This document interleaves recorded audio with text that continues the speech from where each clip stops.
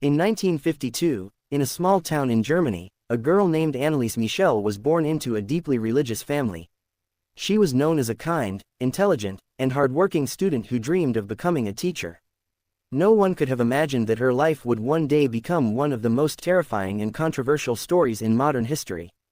Everything changed when Anneliese was just 16 years old. One day, while sitting in her classroom, she suddenly collapsed. Her body became stiff, she couldn't move or speak, and she lost consciousness. Doctors diagnosed her with epilepsy, a neurological condition that can cause seizures. She began taking medication, and everyone hoped she would recover. But instead of getting better, her condition became much worse. Anneliese started hearing voices that no one else could hear. She claimed the voices constantly whispered cruel things, telling her that she was cursed and belonged in hell. Soon, the voices became louder and more aggressive. She said dark shadow-like figures appeared beside her bed every night, watching her silently. Sometimes she claimed she could smell a terrible odor of burning flesh, even though nobody else noticed anything unusual. Her family watched helplessly as their cheerful daughter slowly changed into someone they barely recognized. She began behaving strangely. She refused to enter churches because she said holy places caused her unbearable pain.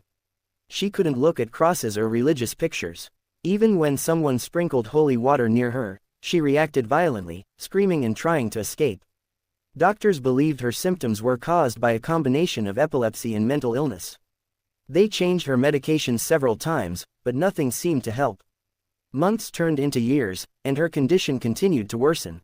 Her family became convinced that something supernatural was happening.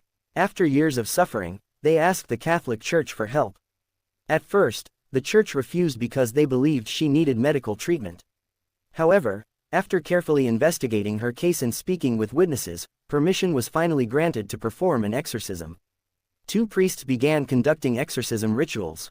The sessions were terrifying. According to those present, Anneliese screamed with incredible force, growled like an animal, and spoke in voices that sounded completely different from her own. She claimed that several demons were living inside her body. Some witnesses believed they heard voices identifying themselves as evil spirits. The rituals continued for months. Almost every week, another exorcism was performed. As time passed, Anneliese stopped eating properly. She became extremely weak and thin. Her health rapidly declined, but the exorcisms continued because her family and the priests believed they were close to freeing her from the evil spirits. Finally, on July 1, 1976, Anneliese Michel died at the age of just 23.